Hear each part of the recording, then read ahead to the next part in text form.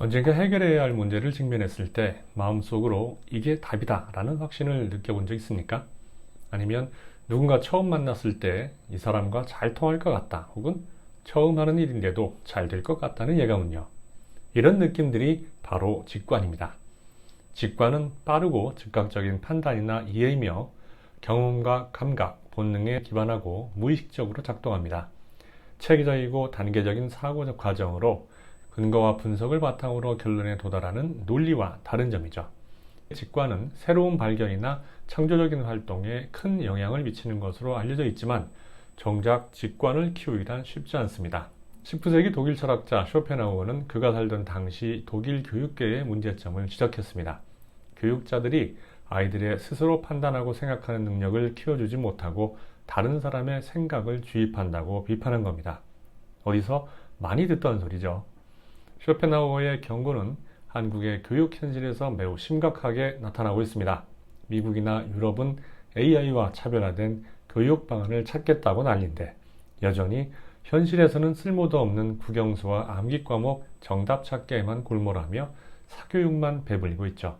이런 문제를 지적한 지도 수십 년이 되었는데 아직까지 제대로 된 해결책을 내지 못하는 교육부는 도대체 왜 존재하는 조직인지 모르겠습니다. 주입식 교육은 학생들을 정답 찾는 기계로 만듭니다. 생각하는 대신 공식과 암기에 의해 답만 빠르게 찾다 보니 새로운 문제를 만나거나 정답이 없는 문제를 만나면 돌파하기가 어렵습니다. 직관은 조직에서 높은 지위로 갈수록 더 중요해집니다. 과장이나 차장급 중간관리직 시절까지는 비슷한 전례나 시장 사례를 분석해서 해답을 찾을 수 있습니다. 하지만 임원이나 CEO가 되면 해결해야 하는 문제의 성격이 완전히 달라집니다. 논리나 분석에 의해 답을 찾기가 어렵습니다. 아무도 해보지 않은 신사업이나 자기 성장 동력이 어떤 것인지는 상상력과 직관으로 골라야 하기 때문입니다. 논리나 분석으로 답을 내는 것보다 더 어려운 이유는 직관에 의한 해결책은 그렇게 해야 할 근거를 합리적으로 이야기하기 어렵기 때문입니다. 우리 시대의 가장 직관적인 경영자를 뽑으라면 삼성의 이건희 회장을 들고 싶은데요.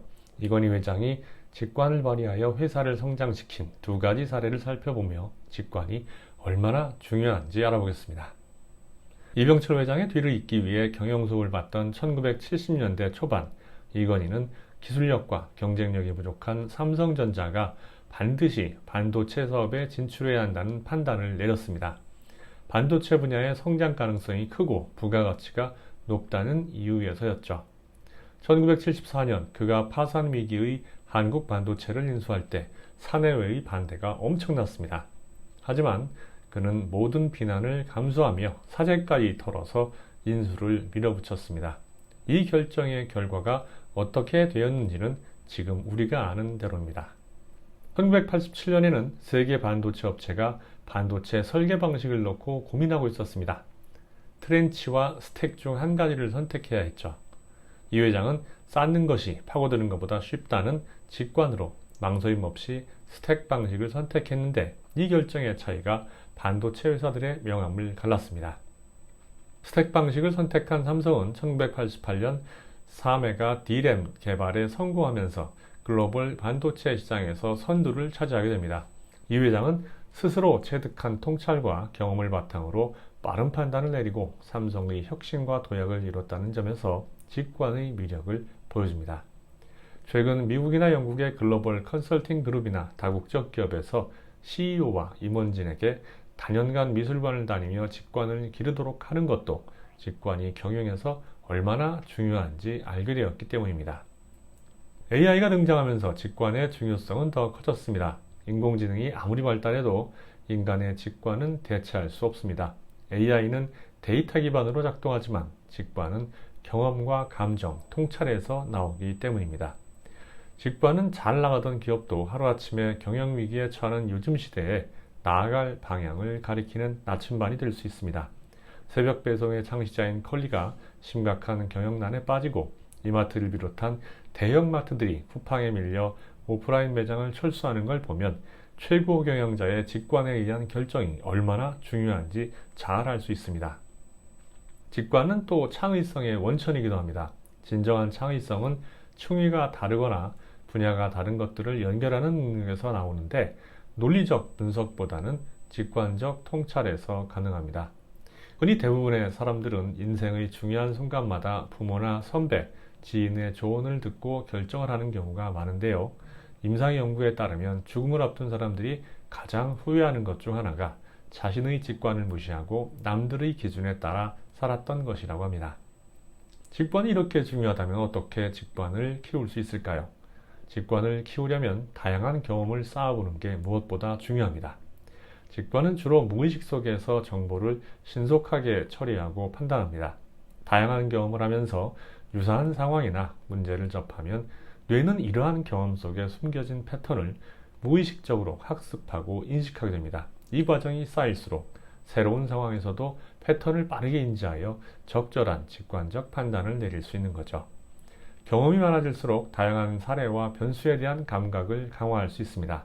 여러 변수와 상황 변화를 접함으로 복잡한 문제에서도 중요한 요소를 파악하는 능력이 커집니다.